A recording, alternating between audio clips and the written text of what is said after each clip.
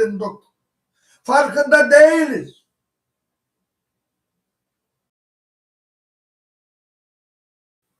Merhaba değerli izleyicilerim.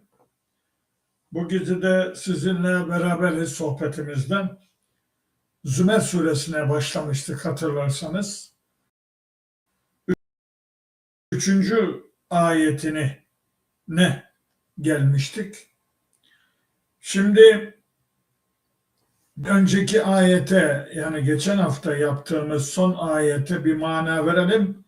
Bu 3. ayet onun devamı durumunda olduğu için orada bir mana verip bu ayetimizi açıklayalım. İnna enzelna ileykel kitabe, ya Muhammed bu kitabı sana indirdik bil hakkı, hak ile, yani bir hedef, bir amaç ile. Fa'budillâhe muhlisan lehu'd-din. Bu kitabın bir numaralı konusu dini Allah'a has kılarak kulluk yapmak, ona tapınmak demek istiyor Allahu Teala. Bunu geçen hafta anlattık hatırlarsanız. Şimdi onun bir bakıma devamı durumunda olan, arada bir ayet rakamı var ama aslında ayet ve 2 ayet bir ayet gibidir. Ela, dikkat edin. Lillahi, Allah'a aittir. Ed-dinul halis. Saf din. Temiz din. Saf derken temiz anlamına geliyor. Arınmış. Yabancı maddelerden arınmış din Allah'a aittir. Şimdi bunu konuşacağız. وَالَّذ۪ينَ اتَّخَذُوا مِنْ دُونِهِ اَوْلِيَاءَ. Allah'tan başkasını dost, yani Tanrı edinenler, ma na'buduhum, biz o tanrılara tapmıyoruz, illa liyukarribuna ilallahi zulfa, bizi Allah'a yaklaştırsınlar diye onlara yalvarıyoruz, kulluk ediyoruz, tapınıyoruz. İnnallâhe, Allah, elbette ki Allah, yahkumu beynehum, aralarında hüküm verecektir. Fîmâ fihi yahtelifun, ihtilaf ettiği konularda aralarında Allah hüküm verecektir. Şimdi burada bu ayeti, yani 3. ayeti ele alalım. Şimdi Allahu Teala bir dikkat çekiyor. Diyor ki saf din Allah'a aittir. Demek saf olmayan bir din var. Yani meseleye baktığımız zaman da niye bunu Allahu Teala söylüyor? Saf din, arınmış din, damıtılmış din, damıtılmış anlıyorsun da saf, arınmış din Allah'a aittir. Saf din, temiz din. Demek ki beşer sözü karışan dinler olmuş. Allah-u Teala onları kendi dini olarak kabul etmiyor. Din benim koyduğumdur. Benim kitabımdır. Benim gönderdiğim ayetlerin oluşturduğu dindir. Saf din budur. Şimdi biz din olarak halka, yani biz hocalar diyorum, halka sunduğumuz din saf din değil. Biz onlara İmam-ı Azam böyle dedi, İmam Şafii böyle dedi, İmam Maturidi böyle dedi, falan alim böyle dedi, falan tarikat şeyhi böyle dedi, yok efendim falan mezhep böyle dedi, diyerek din satıyoruz size. Din öğretiyoruz size. Siz de bize bu söylediğinin karşısında, arkasında ayeti oku bakayım demiyorsunuz. Onlar da kürsüye çıkıyor, televizyona çıkıyor, istediğini söylüyor. Siz de onu din kabul ediyorsun. Halbuki o kirli din, kirli, beşeri fikirler karışmış, insan felsefesi karışmış işin içerisine. Din, Kur'an-ı Kerim'in koyduğudur. Ona Hazreti Muhammed bile karışamaz. Ona Hazreti Muhammed bir harf ilave edemez. İşte Hakka suresinde eğer o peygamber bize bir harf ilave etseydi biz onu kudretimizde yakalar, şah damarını keserdik diyor. İşte bu tehdit. Ey hocalar, siz bu ayeti hiç okumuyor musunuz? Ya okumuyor musunuz ya Allah aşkına?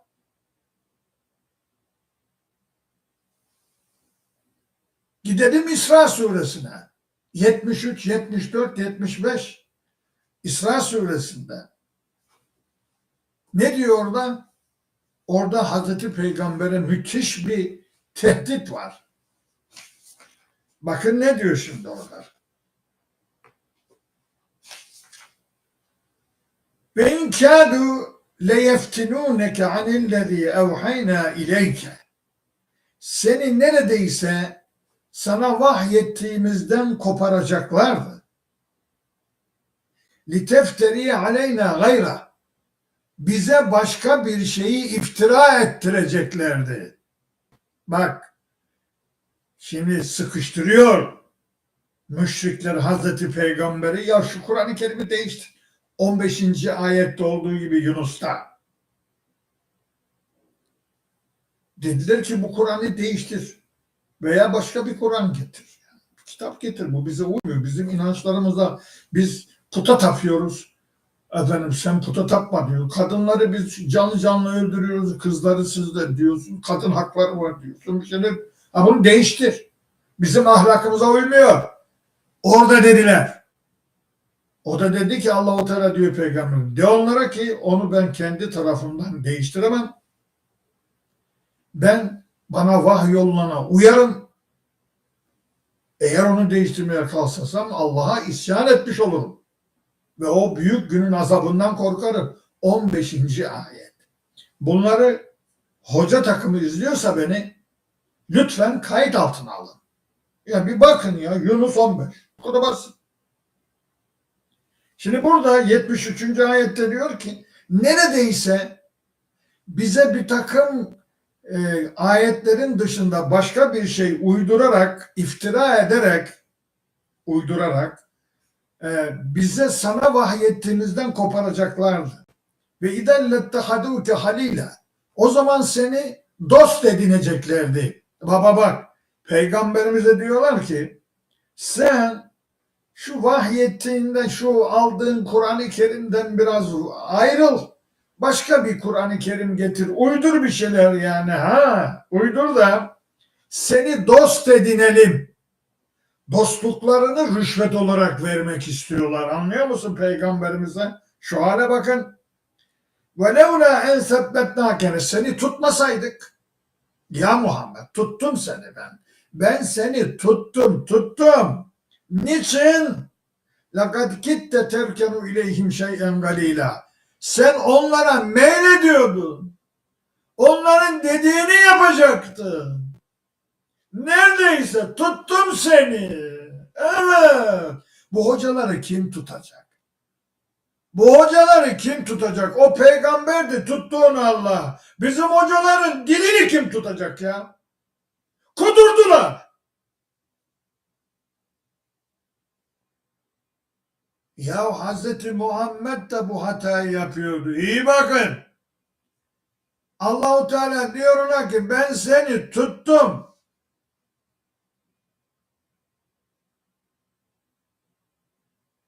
Yoksa sen onlara meylediyordun. Onların dediğini yerine getirecektin. Onların dostluğunu kazanmak için sen benim sana vahyettiğimden başka şeyler uyduracaktın.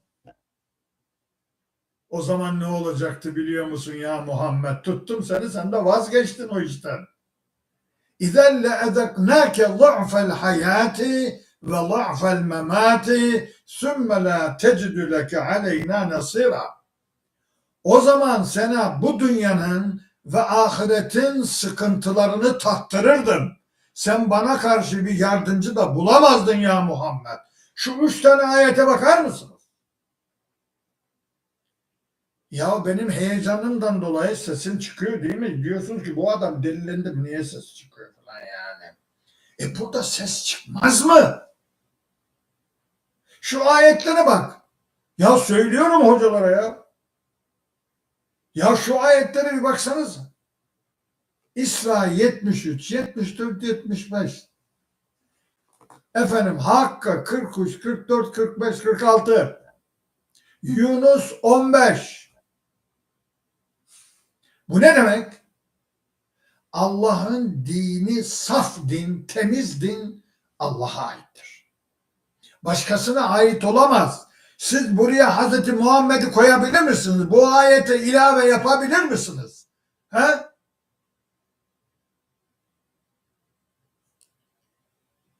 Şimdi bakın değerli hoca kardeşlerim, sizlere de söylüyorum.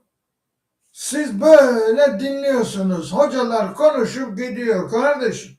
Adama sorduğunuz yok ki. Bu ayet var mı senin bu dediğin fetvada? Sorduğunuz yok. Onlar da kontrol altına olmadıkları için istediği şeyleri söylüyorlar. Dini mezheplere, tarikatlara, cemaatlara has kılıyorlar. Hiç farkında değilsiniz. İşte bu kitabın, şu kitabın, Kur'an'ın temel ilkesidir bu. Din Allah'a halis olmayınca yaptığımız ibadetler hiçbir şey yaramaz. Şirk yapıyoruz çünkü. Başka birini katıyoruz işin içerisine. Evet, biz dinimizi başka birine tahsis ediyoruz. Ona has kılıyoruz. Allah'ın yanına birilerini daha ilave ediyoruz. Oho, bizim tanrılarımız kaç? Mezheplerimiz, cemaatlerimiz, tarikatlarımız, alimlerimiz. Bunları hep katıyoruz. Dini bunlara tahsis ediyoruz. Ama diyor ki Allah-u Teala saf din bana aittir. Ya benim yanıma nasıl zikredersiniz onları? Böyle bir şey olabilir mi diyor Allah-u Teala. Yani üzüntümden gülüyorum ha. Yanlış anlamayın. Yani ne ızdıram çektiğimi biliyor musunuz siz şimdi? Bu Kur'an-ı Kerim'i bilme yolunda olan Bayraktar Hoca'nın neler çektiğini biliyor musunuz siz? Ben bunları okuyup da bu hocaların haline baktığım zaman neler çektiğimi biliyor musunuz?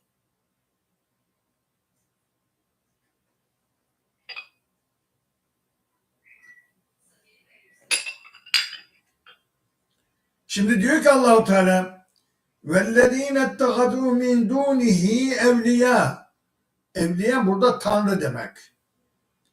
Allah'tan başkasını Tanrı edinenler var ya diyor. Dersiniz onlara ki bunlara niye tapıyorsun bu putlara? Bu insanlara, bu şeyhlere, bu azizlere, yani Hristiyanlar için azizlere, bu din adamlarına veriyorum size. Tevbe 31. İttehadû ahbârahum ve ruhbânehum erbâben min dûnillah. O Yahudi ve Hristiyanlar din adamlarını ve ilim adamlarını tanrı edindiler. Allah'tan başka tanrılar edindiler. Biz de ilim adamlarını, imamlarımızı, tarikat şeyhlerimizi hepsini tanrı edindik. Farkında değiliz. İşte bak, o 31'e bakın. Lütfen siz de gidin Tevbe 31'e bakın. Bir bakın ya, bakın, açın meali bakın ya. Bu hoca ne diyor ya? Niye bu saatte oturacağı yerde gelip burada ders anlatıyor? Niye? Sizin inancınızı temizlemek için. Ve bunları insanlara anlatmanız için. Topluma bilgi veriyoruz. Saf bilgi, temiz bilgi, ayet, Allah'ın ayet. Not. Şimdi onlara deseniz ki ya bunlara niye tapıyorsunuz? Bu insanlara tapıyorsunuz. Bu mezhep sahiplerine, ha bu alimlere, ha bu tarikat şeyhlerine efendim tapıyorsunuz. Niçin tapıyorsunuz? Ha bak, verdikleri cevaba bak. Ma na'buduhum, biz onlara tapmıyoruz. İlla liyugarribuna ilallahi zulfa. Bizi Allah'a yaklaştırsınlar diye, iyice yaklaştırsınlar diye. Liyugarribuna, garbe yaklaşmak demek. Zulfa da yakın demek. Yakınlık demek. İki tane yakınlık gelmiş kelimede. Ne demek o zaman? Manasında bir vurgu var. İyice yaklaştırsınlar demek. Manası. Bakın böyle harf harf, kelime kelime size anlatıyorum. Çünkü bu din böyle anlatılmadı yani. Olay bu. İyice yaklaştırsınlar diye biz onlara tapıyoruz. Yoksa biz onlara başka tapmıyoruz ki. Bizi Allah'a yaklaştırsınlar. Öyle demiyor mu şimdi tarikat şeyhleri? Size öyle demiyorlar mı müritlerine, sizi Allah'a yaklaştıracağız, Sırat Köprüsü'nden geçireceğiz, cehennemin kapısından, Şabaniye tarikatından dedim mi geri çevirecekseniz cehennemin kapısından demiyorlar mı? Sizi kibrit kutusuna koyup efendim Sırat Köprüsü'nden geçireceğim demiyorlar mı? Böyle kandırmıyorlar mı? Bu sebebi ne bunun biliyor musunuz? Çok eskiden beri, asırlardan beri Kur'an anlatılmadığı için insanlar sapıttı. İnsan denen varlıklara taptılar. Eskiden putlara tapıyorlardı. Şimdi insan denen varlıklara tapıyoruz. Evet.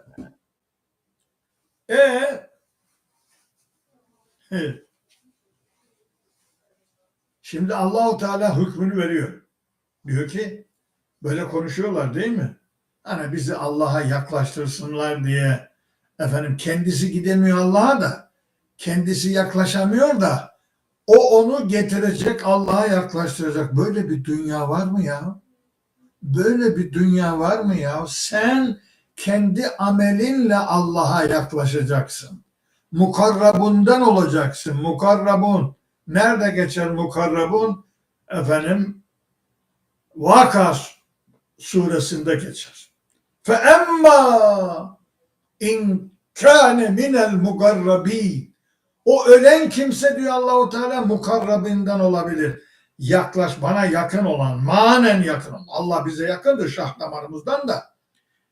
Diyor ki bana manen yakın olan mukarrabun var. Bir numaralı adamdır bunlar bir numaralı adamlardır. Müslümanların içerisinde yani.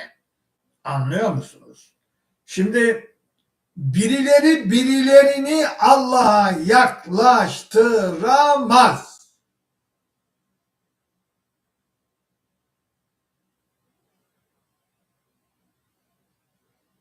İnsan kendi amelleriyle yaklaşacak. Seni amellerin nerede olduğunu belirleyecek. Yani bu dünyada da mümin misin, Müslüman mısın, muhsin misin, muttaki misin, efendim mukarrabun musun, muhlis misin? Bu rütbeleri Allah senin çalışmana göre veriyor. Kardeşim benim profesörlük rütbemi çalışmayan bir adama, sokaktaki adama verirler mi? Vermezler. Bitti. Ben çalışıyorum, kitap yazıyorum, tez yazıyorum, şunu yazdım, bunu yazdım, onlarla aldım bu makamları. Herkes öyle alır bu makamları. Sen başkasının yazdığı eserle profesör olamaz, doçent olamaz, doktor olamaz. Yok böyle bir dünya. Onun için bunları anlatıyor burada Allahu Teala. Bize diyor ki haberi siz de böyle olmayın ha. Ha bu müşrikler, Peygamberimizin zamanındaki müşrikler böyle dediler. Ha sen de müşrik olma ha. Birileri seni Allah'a yaklaştıramaz ha. Böyle bir inancı bırak ha. Bunu diyor yani. Bunun için anlatıyor bize bunu. Yaşanmış bir hayatı bize anlatıyor. Evet, yaşanmış bir hayatta ne vardı? Allah'ın dinine beşeri fikirleri karıştırdılar Tevrat ve İncil'e. Karıştırmayın diyorum. Din bana aittir. Saf din bana aittir. Başka birinin koyduğu felsefeyle bana gelemezsin. Benden ödül alamazsın. Başkasının koyduğu dinle bana gelinemez. Ya olur mu böyle bir şey ya?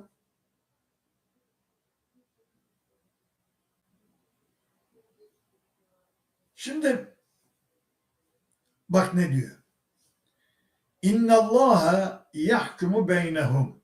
Allah onların arasında hüküm verecek.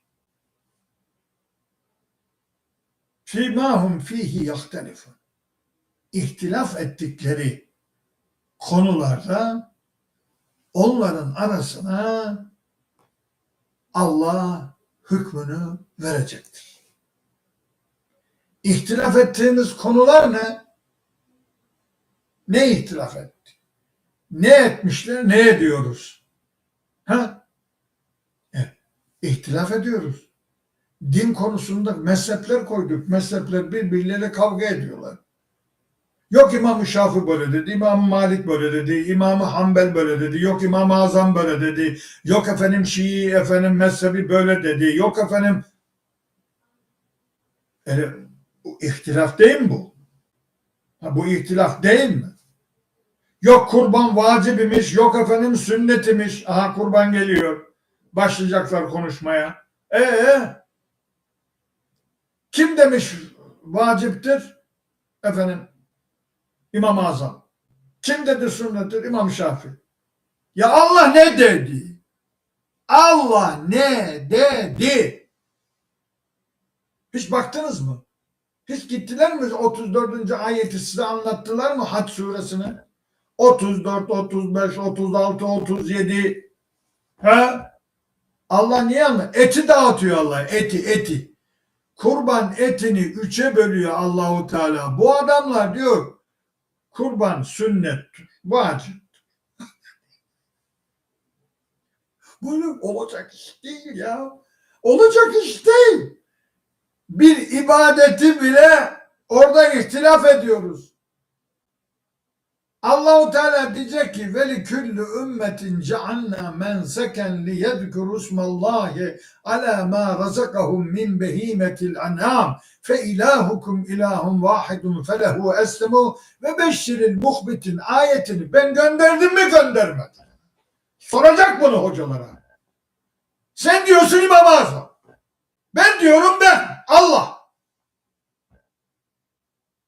Ya böyle bir şey olabilir mi? Ya nasıl bir din anlatıyoruz size ya? Ya bu halk ne yapsın ya? Bu halkın hepsi Bayraktar Hoca gibi din araştıramaz ki Kur'an-ı Kerim'i.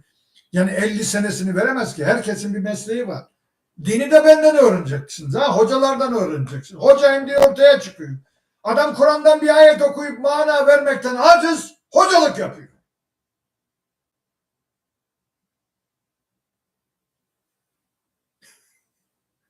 Ya şuna bak.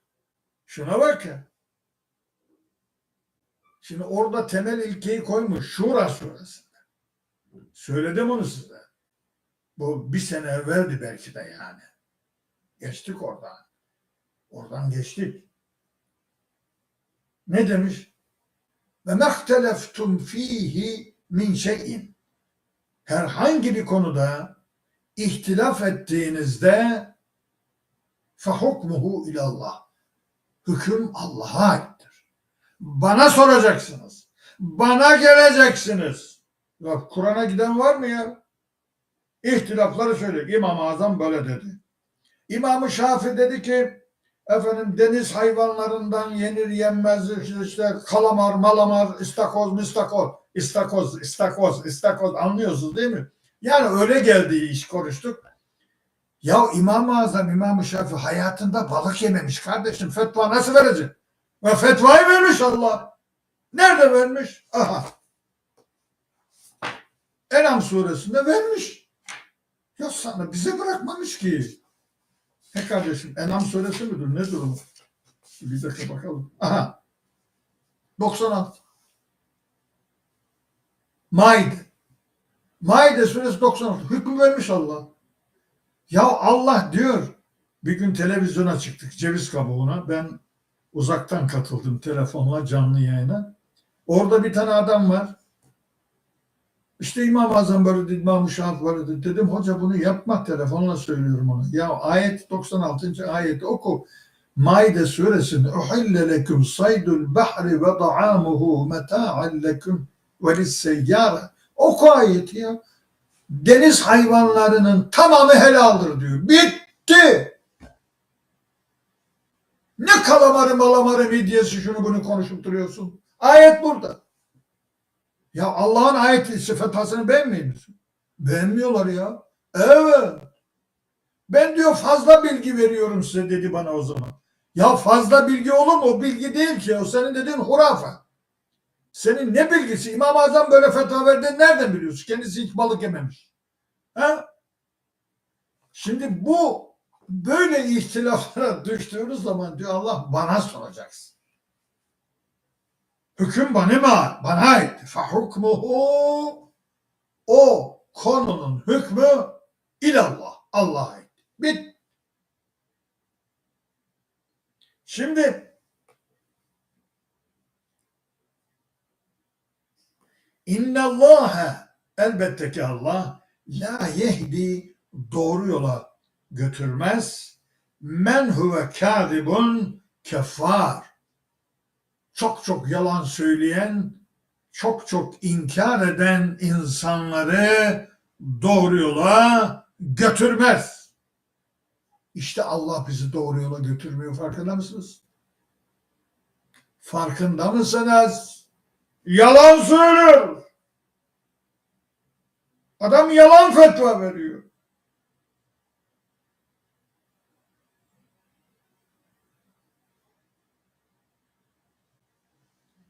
Şimdi değerli kardeşlerim bu konunun üzerinde fazla durduk. Yani neredeyse bu ayet bizim 25 dakikamızı aldı. Müsaade ederseniz biz öteki ayete geçmeyeyim de bu ayetle ilgili iki ayete gideyim. Şimdi bu dinleri konusuna ihtilafa düşen, dinlerini parçalayan, din hakkında ihtilaf etmek ne demek? Parçalamak demek. Doğramak demek. İşte 159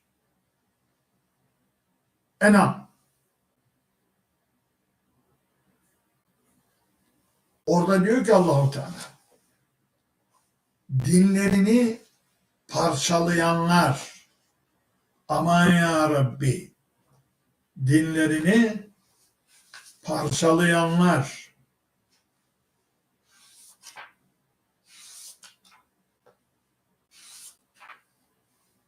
işte sana 159 İnnellezîne ferrakû dînehum, dinlerini parçalayanlar.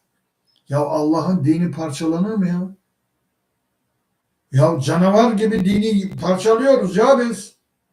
Yani aslan yakalar geyiği, efendim parçalayarak yer onu. Ferrakû da parçalayarak, kesmez, onun bıçağı yok. O dişiyle parçalar. Ulan biz de dişlerimizle parçalıyoruz bu dini ya. Aha işte hayır. Bak şimdi. Dinlerini parçalayıp ve kânû şi'an, grup grup olan, mezhep, tarikat, cemaat olan, leste minhum fi şey. Ya Muhammed sen onlara bir şey yapamazsın.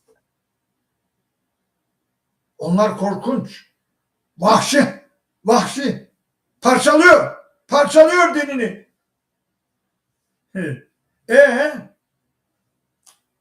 İnnemâ emruhum, onların işi ilallahi, Allah'a kaldı. Sümme yunebbi'uhum, sonra onlara haber vereceğim. Bima kânû yefalûn, yaptıklarını, bu dünyada dinlerini nasıl parçaladıklarını onlara mahşerde haber vereceğim. İşte burada diyor ya, yaptıkları ihtilafı onlara hükmedeceğim, onların yaptığı ihtilafları. Burada da aynısını söylüyor. Onun için geldim buraya. Şimdi burada parçalıyor diyor. Hayvan parçalıyor, hayvan. Vahşi hayvan yakaladığı av. Ulan siz bu dini av mı kabul ettiniz de yakaladınız da parçalıyorsunuz onu. Mü'minin suresi 53'te ne diyor? Orada فَتَكَتَّعُوا اَمْرَهُمْ بَيْنَهُمْ كُلُّ حِزْبٍ بِمَا لَدَيْهِمْ فَرِحُونَ. 53 değil mi? 54. 53. Fetekatta'u doğradılar. Bu sefer bıçağı eline almış. Bu sefer vahşi hayvan değil, bu insan. Bıçağı eline almış, doğruyor. Ekmeği doğrar gibi. Fetekatta'u emrahum beynehum zubra. Onlar dillerini parça parça ettiler. Bıçakla doğradılar diyor Allahu Teala. Küllü hizbin, her mezhep, her grup bima ledeyhim ferihun, kendi elindekiyle seviniyor. Bak, benim mezhebimin fetvası budur. O değil, benim fetvamın sebebi budur. Bak, benim imamım daha iyidir. O imamı daha iyi değildir. Bırak sen onu şimdi. Anlıyor musunuz? Burada anlatmış bunu Allah. Her mezhep, her grup kendi elindeki fetvası ile seviniyor diyor Allah-u Teala. Bu adamlar ne yapıyor ya Rabbi? Bunlar ne olacak? Bak ne diyor şimdi Peygamberimize. Bize yani. Federhum fi gamratihim hatta hin. Onları belli bir vakte kadar o sarhoşlukları içerisinde bırakın. Bu sarhoşluktur diyor Allah-u Teala. Bunlar sarhoş. Bu ölüm, gamratihim, gamra ölüm sarhoşluğu manasına gelir. En'am 93'te. Anlıyor musunuz? Orada ölüm sarhoşluğu diyor. Ve men azlemu mimmen iftara alallahi kediben ev gâle uhiye ileyye ve lem yuha ileyhi şeyyun ve men gâle se'unzilu ma enzelallah ve levtera iziz zalimune fi gamaratil mevt. Bak. Anneme Allah rahmet eylesin ya. Bırak Allah aşkına. Şimdi nereden buldun o 93'ü çıkarttın buraya getirdin? Ölüm sarhoşluğu diyor Allah. Ölüm. Bu adamlar ölüm sarhoşluğundadır. Bu dinlerini doğrayanlar. Benim mezhebim daha doğrudur. Allah'ın mezhebini biliyor musun? Yok. Ya Allah'ın mezhebini bir bilsene ya.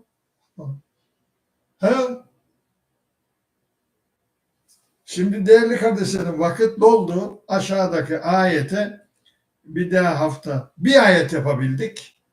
Ne yapalım yani? Öyle oluyor yani. Bir dahaki hafta inşallah 4. ayetten başlayacağız. Allah nasip ederse sağsak. Ben hepinize selam, sevgi ve saygılarımı sunuyorum. Yüce Rabbim saf din Allah'a aittir ilkesini hepimizin zihnine ve gönlüne nakşet. Amin.